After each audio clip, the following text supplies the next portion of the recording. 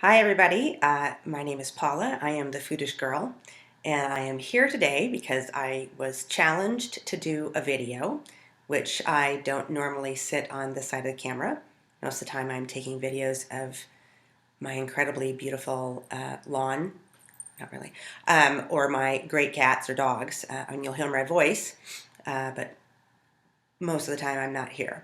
So I was challenged to do this, and I said that I would, and the reason I don't normally do it is because I think everything should be perfect. I have to have the perfect camera and the perfect lighting, and I'm not perfect. So that was the message from a stranger today. It was a great message, and it was a great challenge, so here I am, and I'm going to talk to you today about recipe evolution and pasta fazool, because those two are inexplicably linked together. A little bit about me, and in case you don't know who I am, I was born and raised in Montana. I'm 100% Norwegian. I'm Italian by injection. I married a nice Italian guy named Paul. He likes to think that he's totally Italian. He's really not. I'm here to tell you that he's a mutt. I'm a purebred. Uh, so he has a lovely family, and his mother, who has passed, is named Mickey, and she made the best pasta fazool. So, talking about recipe evolution, when I met Paul and I was dating him, and I was talking to his mom, and she said to me one day, he really loves pasta fazool, and you should make it for him. And I said, perfect, I will do that. So she handed me a piece of paper, and on the piece of paper were 3 ingredients: navy beans, salt pork, and garlic. And then to that, I was supposed to add something called pasta. I don't know what the pasta was, so I had to call her back and say, okay, so there's a 4th ingredient. She goes, oh yes, pasta, ditalini. And I said, all right. So there was no directions. There was no long list of, how much, this, too much, whatever. It was just these list of ingredients, and then she spoke with me over the phone about how to make this. And I said, okay, I'm going to do that. So I was sitting at my stove, and I'm doing it, and now I'm going to talk to you about recipe evolution, because once you hand a piece of paper to someone that has the list, that has the ingredients for a dish, that person then puts their fingerprint on that recipe. Even though they might not think that they do, they do. So I sat in front of my stove in my little apartment because I'm going to cook up some pasta fazool for this really cute guy that I'm dating. Woohoo! And I'm looking at the list, and I was like, this is really kind of bland. I mean, I don't think there's even any salt and pepper in it. She didn't write down, maybe I should put a bay leaf in it. I don't know. So I'm doing what I'm supposed to do. I'm frying the salt pork.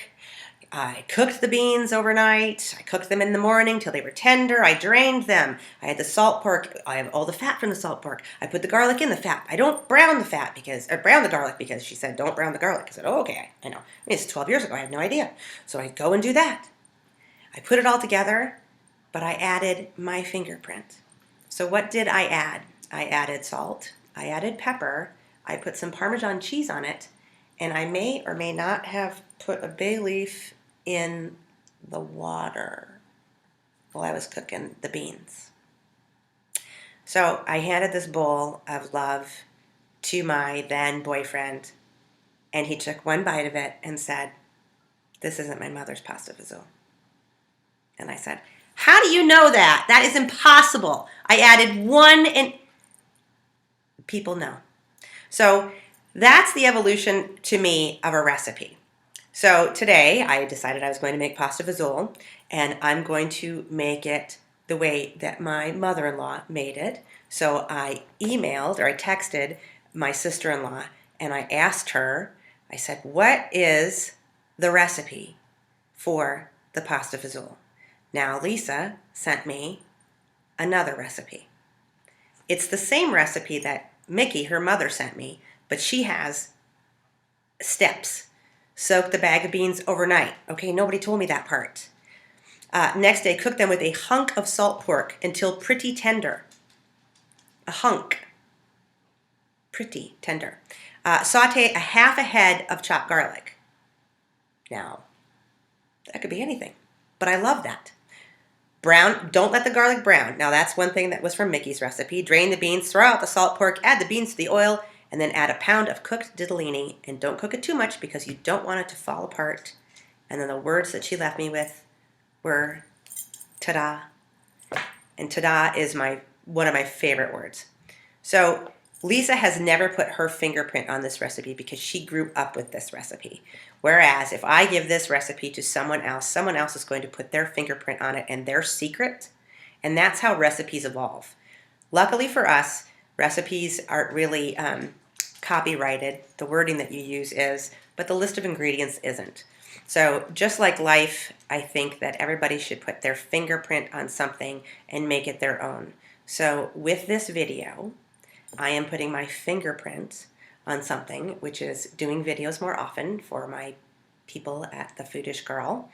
And I hope you enjoyed it, and it was nice seeing you. And I'm going to go make my pasta fazool for my half Italian husband, even though he thinks he's whole Italian, whatever. So thanks. I'll see you soon.